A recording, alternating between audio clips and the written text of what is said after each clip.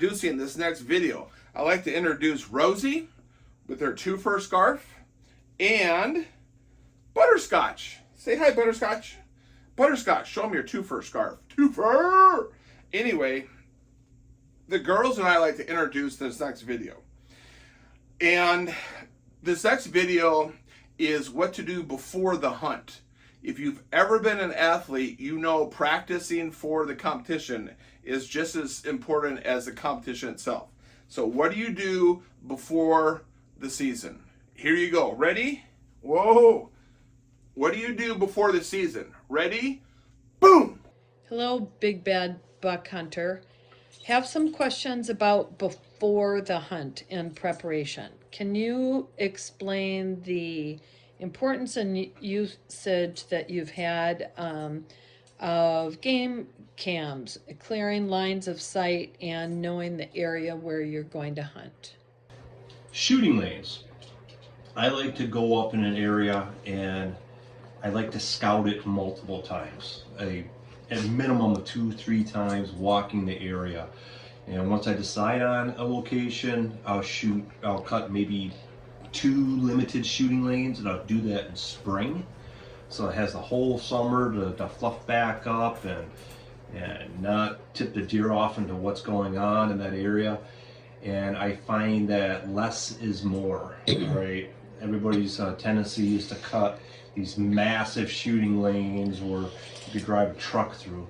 And you shouldn't do that. Just do minimum stuff, because A, you want the cover when you're in the tree, and you also want the deer to feel safe and secure. That's why you always hunt thick. All right, topography. I always look for some kind of natural funnel, either a difference in elevation on the land, a bump out, ridge line, a slough, water, something, difference in trees. I always try to find something that I would think would cause the deer to kind of move along the edge. All right. You know, there's a lot of people, probably down south especially, that really like hunting those big barren pine plantations. I would never hunt a pine plantation, because the only thing you're gonna run into is a red squirrel there. Hunt the thick stuff. Hunt the stuff, not the low areas either, because your scent's gonna swirl around too much in the wind. If you can hunt a bench of a ridge or on top of a ridge, that's your best bet. And I always try to plan on the area that I'm watching. I try to hunt more of a westerly direction, often northwesterly direction, because that's the predominant wind pattern where it's going to be blowing in my face and behind me. And secondly, I have learned the importance of not being silhouetted near the tree, so it's always better to have the sun at your back. How do you plan your hunts during the season, such as opening weekend in September, temperature, weather, October, the rut, November, with all the bow hunting, and then into gun season?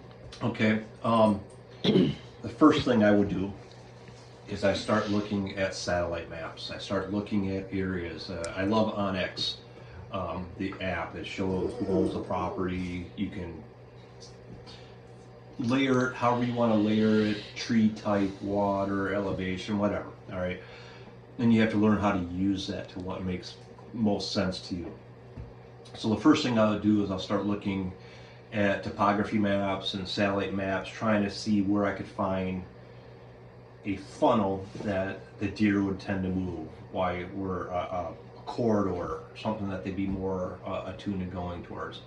The second thing you do is you gotta put boots on the ground. You gotta walk it. You gotta walk it more than once. You gotta walk it different times of the year as well. So to answer your question about how the season changes,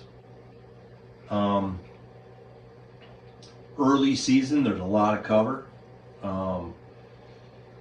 It's warmer.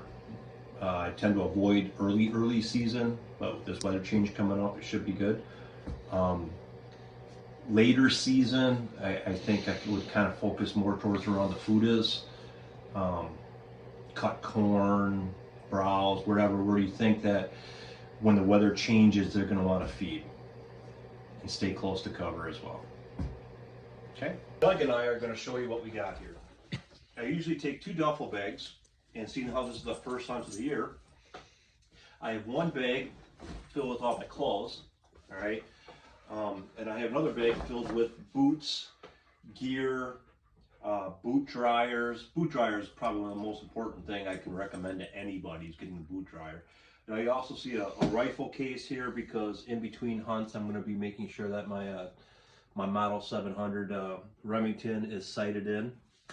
And there we go. This is my room where I keep a lot of stuff in. These are gear bags for future hunts later on.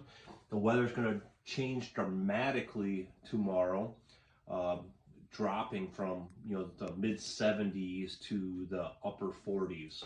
So I expect after the rain goes through that the deer will really be on their feet.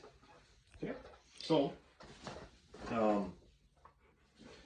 I personally prefer a fanny pack with shoulder straps because I can bundle all my clothes on the back of it and tie it, and I found that to be a great advantage because you don't wear all your clothes in when you hike in a mile or so, and you don't get all sweated up, so that's you don't get that cold. So I tend to carry a knife with a gut hook and a bone saw for going through rib cages. I carry at least 2 compasses. Can't stress that enough. Everybody relies on their phones too much nowadays. And I've had an occasion where I had to find a really good friend of mine in the woods multiple times because he just didn't want to look at his compass. So that's what I got so far up in this room. Wow, that was interesting. Thank you, Triple B. I can't wait to hear some techniques for next episode of what you do during the hunt. Ooh, girls, you excited? Who's excited? Who's excited? Who's excited?